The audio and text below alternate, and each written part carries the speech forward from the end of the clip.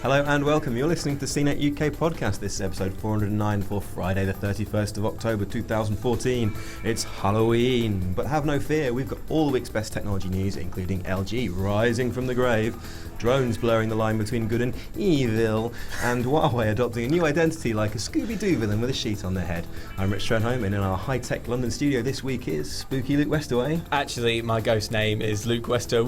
Ooh, scary. Also here is Andrew Gargoyle. I'm scary too, right? Halloween. Terrifying. As always, we are filming the podcast, so if you really need a fright, then you can see us in this and all our videos on CNET or youtube.com/ like a slasher, CNET.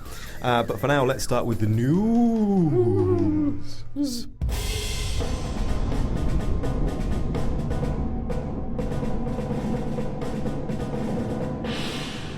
Not so scary news to start off with, at least if you're LG, because it's got some really good news on the whole profits and sales thing, which is what it does.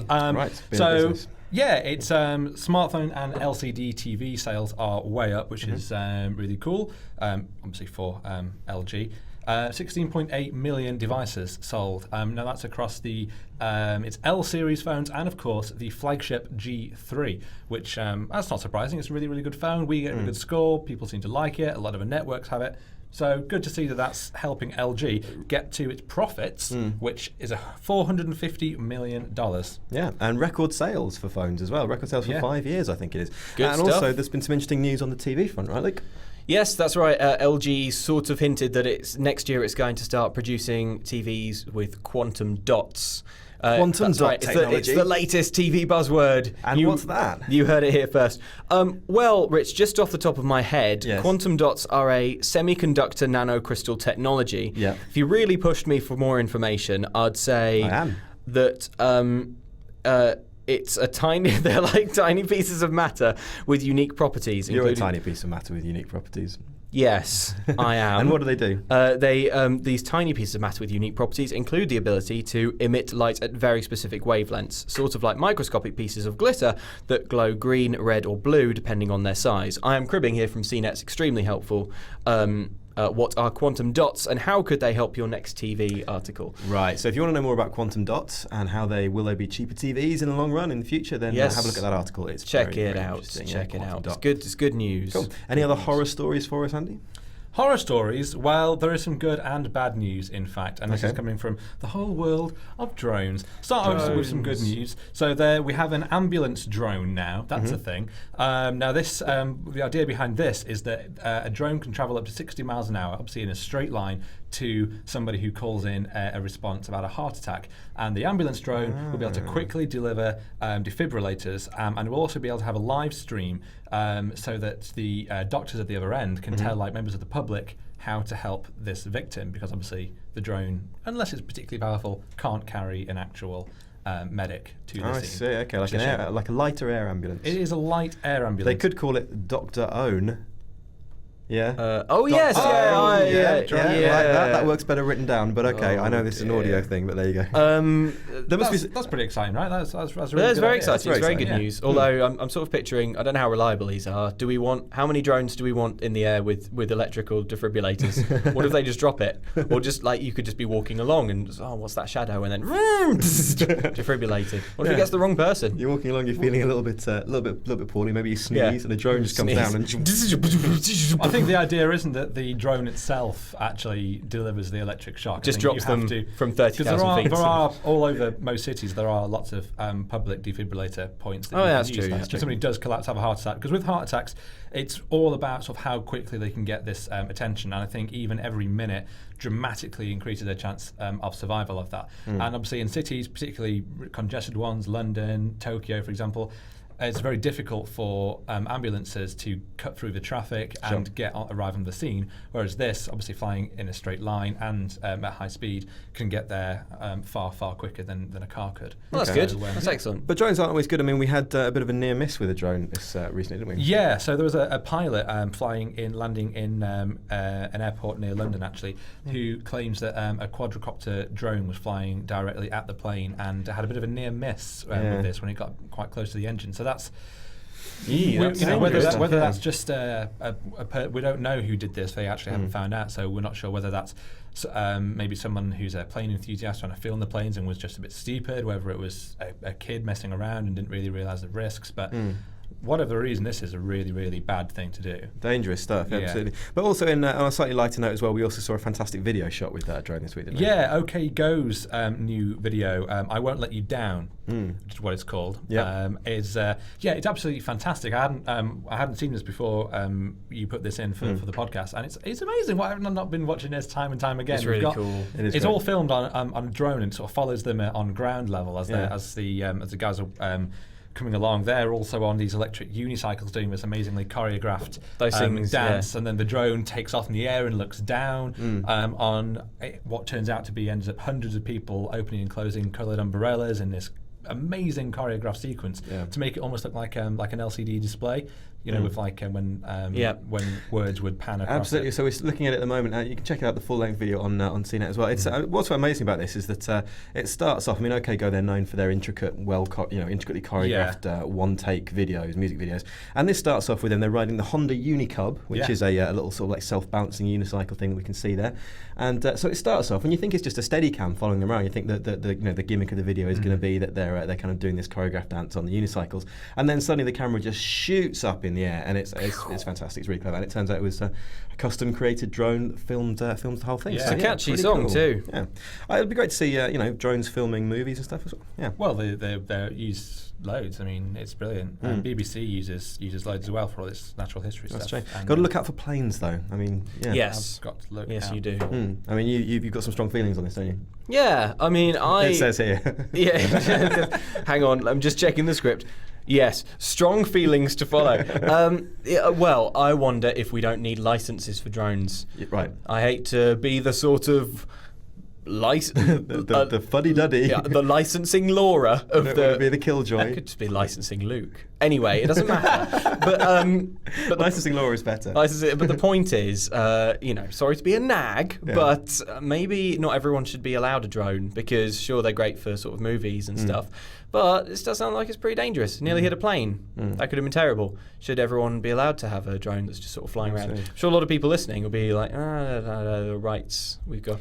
Do we have the right to fly whatever we like? We've got to start thinking about who owns the rights to the air above our heads. Just because we can, just because we could, we should have stopped to ask ourselves whether we should. With high-powered drones comes high-powered responsibility. Absolutely. I'm sure there seems to be loads of new drone stories every week, so I'm sure we'll be hearing some more very soon. I do have one thing to say. Go on.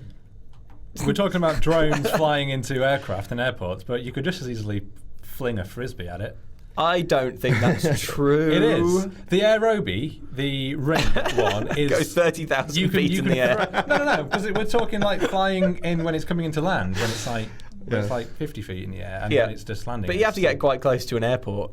Not if you've got an Aerobie. Those things are just hurled and they go on for ages. I don't believe that I believe that the Aerobie could be the best frisbee around, and I believe that there are strong people who can throw it a long way.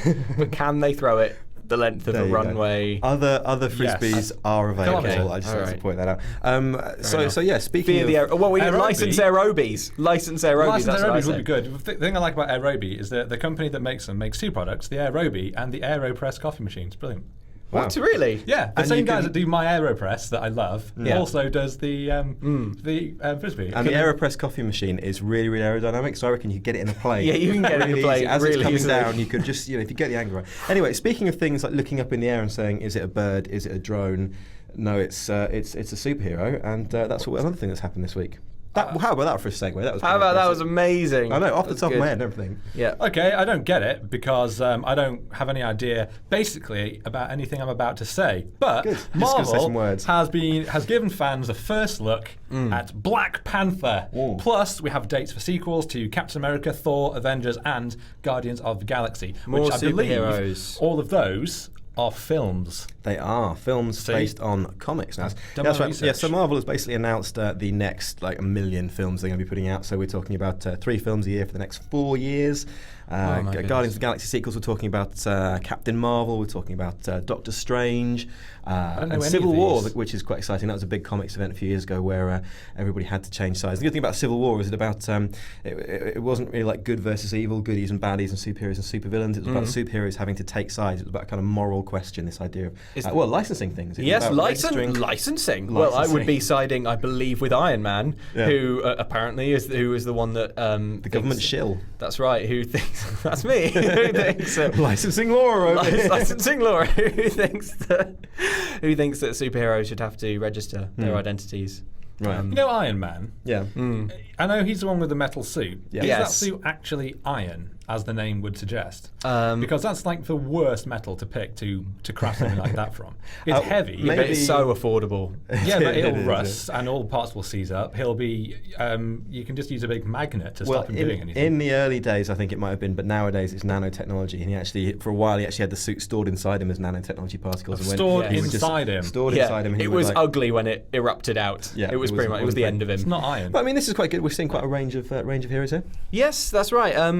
It's good that there are sort of more diverse superheroes. So this should bring in the sort of first black and female character-led Headlining, yeah. movies. Yeah, headlining. Black Panther and Captain Marvel, who is a woman. I mean, lots of these films aren't out for ages, so I'm not sure. 2018, 2019, that kind of thing. Yeah. I'm not sure sort of how much we should be exactly praising Disney in 2016 or something. It's doing it. It's not the most progressive idea in the world. Like basically, this should have happened already. Should have happened a long time ago. Superhero movies, especially like the Avengers, could definitely stand to be more sort of inclusive. Sort of all superhero films could be. Yeah, but I sure. suppose it is good. It's a good step in the right direction. Cool. Okay. Well, I don't know if I'm going to have superhero fatigue by 2018 or 2019, but I already have, Yeah. because there are so many already, and I've never heard of any of these ones. They're just scraping the bottom of the barrel. They haven't scraped the bottom of the barrel until they do the Eel, who was a supervillain who I think used to fight Daredevil, and his supervillain power was he would grease up his body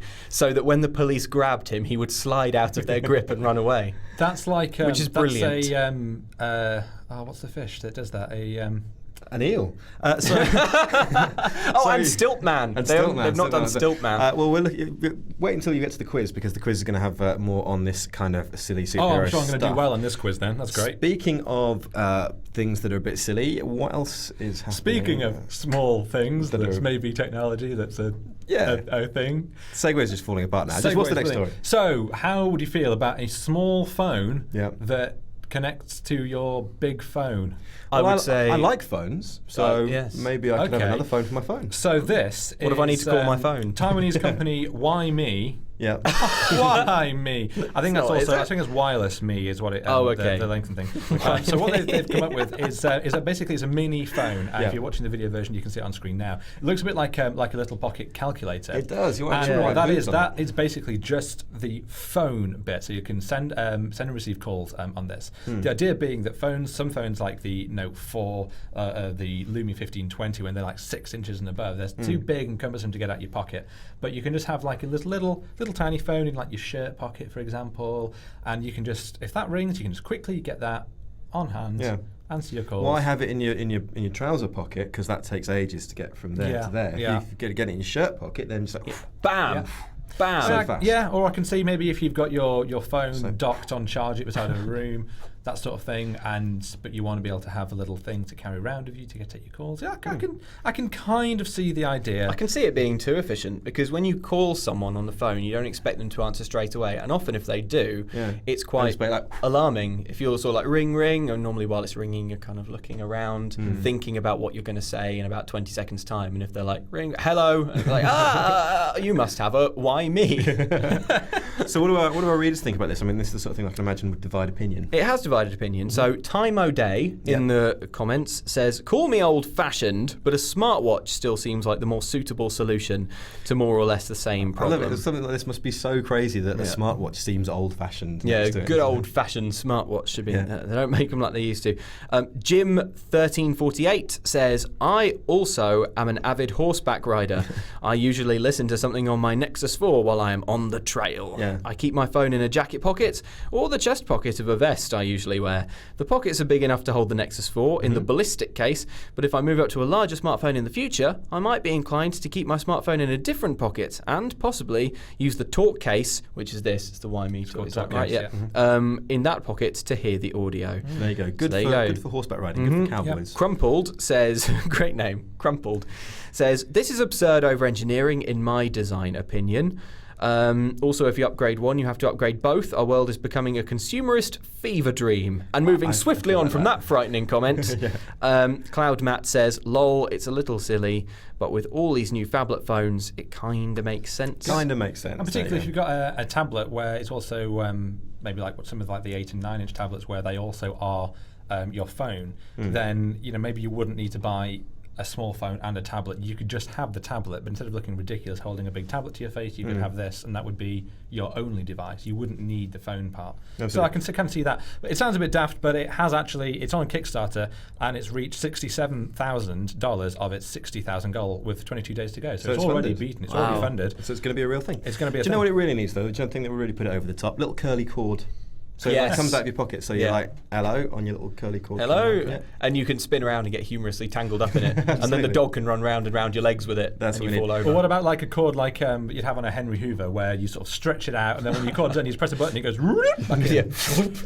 It's the best bit of vacuuming the gentleman's zone when it flicks back too quickly. Have to be careful with that.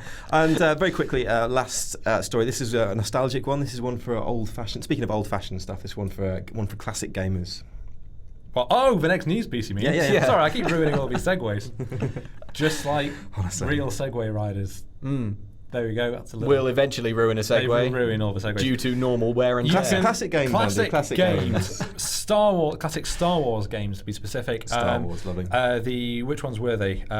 X-Wing and TIE Fighter. Yes, those games you can now play on Good Old Games. That's GOG.com. So they've teamed with Disney Interactive, and there are some LucasArts games on there that you can play on your Windows right. So you computer, can probably see this Mac. on the screen now if you're watching on the video. That takes me back. That does the little shield things and you're flying around. You basically fly towards a Star Destroyer for half an hour, and then you overshoot it, and you have to turn around and fly towards it again for half an hour. Oh, it takes me right back. That amazing. I don't remember like that. every flight simulator ever. Fly in real time over France, and then crash by accident. Overshoot the thing you're aiming at. Fail to land. I used to play that. My brother used to play. He was the pilot. He did the flying around and the shooting. He did the fun stuff, and I had to manage the shields and look after the radar and stuff. I was the R2 unit. That's I'd adorable. Sort of sit next to him, pressing the number pads. When he spoke to you, did he go boop, boop, boop? I did. At the crucial moment, did he disable you? Was he like, I don't turn off the shields, and they'd be like, Rich, Red Rich's brother, you've turned off your targeting unit, and he'd be like, shut up, Rich. I'm feeling the force. I'm doing it. I'm going for it's flowing through me. I see. Also on there is Secret Monkey Island, Indiana Jones: The Fate of Atlantis, and Star Wars: Knights of the Old Republic. What do you guys think? Well, what we haven't said is how much it costs, which is £6.19 per game, which is, I think, vastly too much money for these old games. And actually, most of the games on GOG.com for really old games are super expensive. I agree, it's way too expensive. It's ridiculous. I mean, should Beatles records be free? Should Hemingway novels be free? Yes. I mean, they're old doesn't mean that. Well, I mean, it would be awesome if they were. I feel get all the should Beatles for free. There should be a statute of limitations on some of these things of when you can stop charging, because people have bought and paid for whatever for so long that now they've done their job of making value. They should then become like public property. I think I don't mind. I don't mind paying. I just think that this is too expensive. So I was having a look through. There's Beyond Good and Evil, which is one of my favourite games ever. It's fantastic, and you can get that for £6.20, which is not that far off what I sort of paid for it the first time round. I think I got it in the pre-owned bit at Game Station or something when that was still a thing. That was like £6 and 20 shillings. yeah, exactly. With enough left for a halfpenny of toffee and something for the cobbler. And like £3.70 for Roller Coaster Tycoon. That's Roller Coaster Tycoon. That's an old game. Yeah. Fair enough. These are old games. It's a few quid for Theme Hospital as well. I remember, I think maybe in Morrison's you could get like a pack of like 4 or 5 of the theme games, and they were only about 3 or 4 quid. Yeah, fair enough. But then again, you can't put a price on memories, right? well, I can, and it's slightly over £3.70. Right, Otto Anderson in the comments says, "Great! Now Disney needs to spend a fraction of their billion-dollar empire to port these to Android. We need quality games like this, and not Clash of Clan clones designed to microtransaction molest me." So that's a good point. No more Clash of Clans clones. I suppose, you only pay once for Roller Coaster Tycoon, then you get the whole thing. No microtransactions to pay for extra bits of roller coaster. That's true. Like the brakes. If Theme Hospital came to Android, it would be very easy, particularly if EA did it, to absolutely ruin all the fun with, you want to buy more space. You can either pay $2.99 now or wait for like 3 weeks. Just like the real Building of a system. hospital, absolutely. Well, tell us what you think. Were you a big fan of Indiana Jones Atlantis or TIE Fighter or X-Wing back in the day? Which classic games would you like to see brought back to life, and would you pay for them, or do you think they should be free these days? Anyway, that's enough of that. Why don't we move on to the big picture?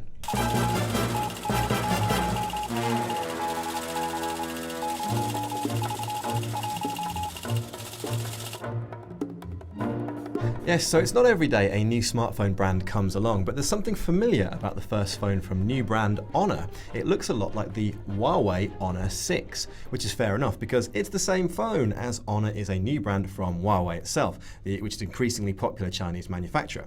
But why has the Chinese manufacturer decided to disguise itself behind a new name, especially when it's already spent so much time and money establishing the Huawei name lately?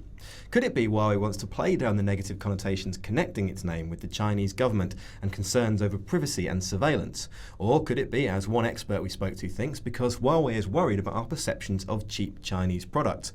Or maybe they're just trolling us by spelling Honor wrong. It's got a U in it, guys. Anyway, so Andy, you've actually spent some time with the Honor 6. What do you think about it? I have already spent time with the Honor 6, and in fact, here it is. Oh my goodness, my hand. right there. It's right here. Oh, this is Look at it go. Crikey. Or listen to me hold it if you're only listening. Yeah, I have got it, and I think it's really good, actually, considering the price. Okay. Yeah, so this thing has the specs you'd expect to find on like a high-end phone, full HD screen, octa-core processor. It looks okay. It's got Cat 6 LTE. It's super fast. 13 megapixel camera. 13 megapixel camera, but this you can pick up SIM-free on Amazon UK for £250, and there's very little else that you can get that even comes close to that at that price. Okay, and what do readers think? Like, what have we had readers thinking about this? Well, Star Brannan 3 says, this phone has a lot of promise on paper. The specs and price are insane. Great design too. I think this should be an honourable contender in the smartphone world that's worth taking a look at. Nice. See what you've done there, Star Brannan. Yes, Lorene Depopier, sorry if I've mispronounced that, says, a brand that's not afraid to do things differently, but we will start by doing the same as everybody else because we need another cheap iPhone knockoff. That's true. You can see the pictures on screen right now, and it does look a little familiar. Especially like from the sides, actually, sort of as soon as I held it. There is an iPhone alike, and particularly with this black glass front and back, it's got some of the iPhone stuff going on. It does feel a bit cheap though. I thought because it's sort of light cheap. And plasticky. Yeah, it is cheap. Okay, I should say. Yeah. And Andy, so tell us quickly about Cat 6. So Cat 6 is basically it's a different wavelength of getting onto 4G LTE. Really, I mean, I won't go into the technical side of that. Do we have it here? Can we enjoy it in this country? Yes and no. It's kind of being steadily worked on, rolled out by EE, I believe, but it's a combination of using different frequencies, as I understand it. So it's kind of, it's a bit of a grey area. No, if you're on 3 or giffgaff or something, one of the cheaper networks, and you're hoping to get a phone and finds that you can get up to 300 megabytes per second, which is what Cat 6 LTE offers, no, that isn't the case. And phones like iPhone 6 don't have Cat 6 radios, they have Cat 4. Yeah, I mean, is there a reason to buy this phone for the Cat 6 speed, is what I'm asking? Right now, you wouldn't buy this phone in England for the Cat 6 LTE, but it is at least kind of future-proofing yourself. If you're only going to buy one phone for the next 2 or 3 years, by that time, yes, you'll want a Cat 6 phone. I think probably the phone would be pretty out of date by the time Cat 6 comes along. Okay. But because it'll be ages. But it's like 4G is 4G is 4G. It's great. It's really fast. It's one better than 3G. Yeah. Like I've been on 4G for since like the start of the year, I think. And it's great. I love it. I could never go back to 3G. So it's So we're pretty impressed with the Honor 6. whatever then, the in that cat. case. I'm pretty impressed with the phone itself. Yeah, I think it's a good idea. It's the branding that's weird. Okay. Honor. This Honor. decision All right, is a bit odd. Yeah, well, tell us what you think about Honor and Huawei, and let us know. Do you think it's an iPhone rip-off, or do you think it's at 250 quid? It's a solid gold bargain. Anyway, well, that's enough of that. Let's move on to this week's quiz.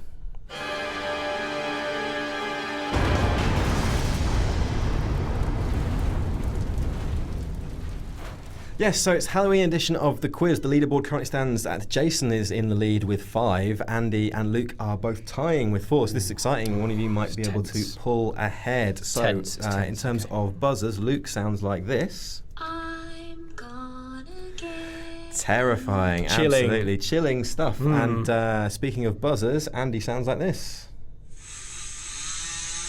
Oh, Will it be a chainsaw massacre for Andy? Okay, so it's not actually a Halloween themed, but going back to what we were talking about earlier, the superheroes and supervillains, and I want you to tell me how these superheroes or supervillains got their powers. okay. Question number 1. The original Flash was a college kid who got super speed from an experiment that went wrong. There's no smoke without fire, but why did the experiment go wrong? Andy, how did the experiment go wrong? So I'm just going to say that I know nothing about any superheroes, so I'm not going to win this quiz. So let's just have some fun. I think... Yep. Hang on, what was the question? The original Flash was a college kid who got super speed from an experiment gone wrong. How did the experiment go wrong? There's no smoke without fire, but how did the experiment go wrong? There was a fire in the testing chamber. No, I'm afraid that's not the correct answer. Luke, do you want to have a crack at this one? I'm gonna Oh, do you have to? Chilling stuff. Chilling.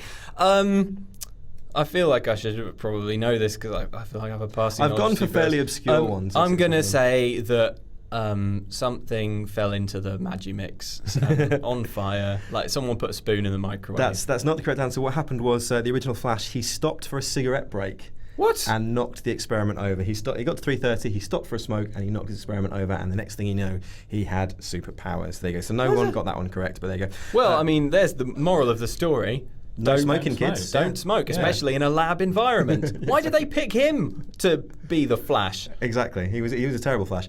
Question number 2. Ultra Boy has a whale of a time. Who's Ultra Boy? He has a whale of a time with powers similar to Superman. But how did he get his powers? And by the way, his name is Jonah. He is a space character and called Jonah. Luke, I think you were first there. Did he find them inside a space whale? He did find them inside a space whale. That's Amazing. He was Amazing. even Superman remarked on the coincidence. Well, your name is Jonah, and you were swallowed by a space whale. So there you go. Superman's not like the sharpest knife in the drawer, though, is he? Superman. One of his powers is stating the obvious. Yeah. Obviously. So Luke has made 1 point. So my goodness, last question. This could be the one that tied up for Luke, or maybe Andy can come back. Question 3. The Whizzer gained super speed after a brush with death. Are these real? But what animal and what animal bit him, and what happened after that to give him super speed? Andy. I think it was... Yeah. Was it a fast animal? Is it an animal that's known for going fast? Not especially, actually, to be honest. I think a scorpion. That's along the right a lines. lizard. That's along the right lines, but no, I'm afraid that's not the correct answer. That's not too bad. Luke, do you want to have a crack at this one? What's his name? The Whizzer. The Whizzer. Were there cryptic clues in the question that I've forgotten? No, he was bitten by an animal. Okay. I'm gonna Just buzzing in there as a formality. Was it the humble swallow? It was not. That would have been Known for biting people. And known for transferring their powers too. Yeah. Swallows are quick. No, what actually happened was he was bitten by a cobra, and his father. That wasn't what gave him the powers. I mean, you don't get superpowers just because you get bitten by a cobra, unfortunately. You don't. But what happened was his dad then thinking I have to make some calls. Thinking quickly, his dad then injected him with mongoose blood. Because obviously mongooses and cobras, they fight against each other, and that added up to their blood doesn't fight each other. That is quick thinking, but But ridiculous thinking. I mean, why didn't he suck the poison out? That's what No. you're supposed to do in a quick thinking poison situation. No idea. But look, you got 1 point, so you win. So that means that it is default.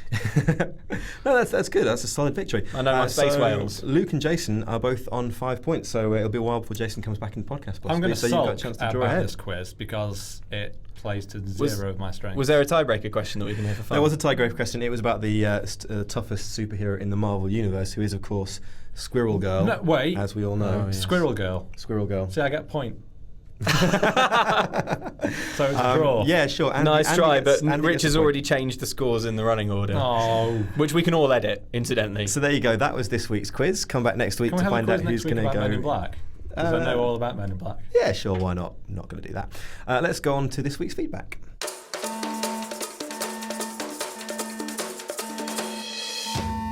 Andy Goodwin on email Yes. says, "Hi chaps, keep up the good work. I really enjoy listening to the podcast." Thanks, Andy. Thanks, Andy. Aw. How kind. I just wanted to share an odd story so I may potentially help other tech fans. Okay. This week I was flying out of a small private UK airport terminal for work. More fancy. And my hand luggage was randomly checked. No bother, I thought, happens all the time. But when my iPad mini and magnetic cover was swabbed, Yep. it returned a strong hit for a prohibited chemical. Gasp. I was shocked to say the least and had no idea why until the security guard asked if I'd done anything to it recently, and I remembered cleaning the cover with antibacterial spray. Ooh. Oh, she said, that'll explain it. After multiple retesting and filling out a form, I was told never to attempt to fly with the contaminated iPad cover again, and warned that at a busy major terminal it could have been confiscated and the police could have been called. Chatting to a colleague, it turns out they have also seen a laptop being confiscated after someone had given it a once-over with an antibacterial cleaning wipe. Moral of the story, be Blimey. careful how you spruce up your tech if you plan on taking it abroad, Yeah. or you can end up losing your gadget or even missing your flight. I'll be sticking with good old soapy water from now Well, on. I'm never washing again, just in case I get swabbed down and get refused to flight. Well, a swab There you down is a sort of wash, Hmm. in a way. That's all I do. Just get a wet wipe. Yeah, well- Rub it over the danger zones and off they go. Something to bear in mind if you're flying. Yes, soon, thank so you, there Andy. That was a good and frightening tech story because Yeah. those antibacterial things, you get them everywhere. Yeah. You can probably buy them in airports. Probably. All right, what else have we got? What's Avnish Shirani saying this week? Avnish Shirani says, what are the 10 top budget smartphones out there which have the same sound capabilities as Bose or Sennheiser? So I'm not really sure what's going on with this question. Maybe Avnish means top 10 budget headphones which have the same sound capabilities as Bose or Sennheiser. I thought maybe the point of the question was wanting a smartphone that has like speaker quality for playing music aloud that will rival like a set of Bose or Sennheiser speakers. In which case, none of them, because they're phones, not speakers. But the closest you'll get will be the HTC One M8 because they're front-facing speakers. That's quite powerful, actually. Okay. If he's talking about headphones, Pretty pricey, though. then both Bose and Sennheiser do some quite good budget headphones around the 30-40 quid mark, which are actually really good. By Sennheiser are pretty good. Yeah, you can also Google CNET best budget headphones, and we have best cheap headphones of 2014. We have best earbuds, in-ear headphones of 2014. It's all going on. We have all the cheap stuff you want to know about. Nathan King says, how on earth do OnePlus One offer the specs they do for $299? Sweatshops. That's not true. That's probably libelous. I apologise. Yeah, we don't know. Low-cost components, perhaps. Yeah, I mean, I don't think it's that surprising when you look at. So we were talking about the Huawei Honor. We've got like the Moto G. It seems it doesn't really cost that much to build a really cheap smartphone anymore. Presumably very thin profit margins as well. Yeah, so they'll be hoping to They also have sell a very thin phone. lot of them. Yeah, I mean, tech always gets much cheaper, which is why it's amazing that Apple still charges as much for the iPhone as And we still as it did. fall for In fact, it. it gets It's more unbelievable, expensive. Their sort of margin is unbelievable. Anyway, Andrew Templey says, which set of fanboys has the biggest set of trolls? Ooh, we'd be asking for trouble if we answered this. We one, wouldn't would. we? They're all as bad as each other. Sorry, as good, as lovely as each. As they're all as wonderful as each other. Yeah, I mean, I don't like the kind of trolling sort of fanboy. We welcome a Android robust versus- debate, a healthy discourse, a conversation, that kind of Yeah, thing. but like we're all we all like phones, which is itself a pretty niche thing to like. Why must we divide that further? Like it's already a kind of cliquey sort of nerdy thing. Can't I think we in all real life, if you went to a be part of a pub and you team? want to introduce yourself to a load of strangers, and over there in one corner you've got all the people talking about banking regulations, over the other side all the people shouting at the football on TV. Yeah. When you find a bunch of people talking about phones, whatever your allegiance, you're going to go and fit in with these guys and chat. So just get on, just friends. I saw it as a message of peace and of tolerance. Why can't we for all bankers and just sports fans get along? And that is My a analogy. lovely message to end on. Please keep your feedback coming. Yes, by emailing us at our email address, which is cnetukpodcast@cbsi.com. That's right. There isn't going to be a podcast next week, but we will be back in a couple of weeks. Yeah, I'm afraid so. Why? Well, I am off in Dublin interviewing famous people. Not really. I'm in Dublin for Web Summit, and our producer Mark, who you will never see, is also not here. Apparently, He's even he harder gets to to go see. on holiday. I don't know what that's about, but let there him you go. out of the building. Anyway, thanks to Mark. He doesn't. Obviously, He, very just, well. he doesn't get let out the building. He's okay. just technically on holiday within the building. I see. He goes to the second floor. Yeah, he Hangs goes. out with those guys. They've got to blow up palm tree. Maybe that's what he's got in mind. Gathers That dust must off the be. balcony, makes himself a he's little easily beach. amused. Must Yeah. be what it is. All right. Well, thank you, Andy. Look at his face. Thank you. Thanks to Thank Mark, you. our producer. You will never see, especially not next week. Thanks, Mark. And we are now off to see what that noise is in the cellar. See you next week. Bye.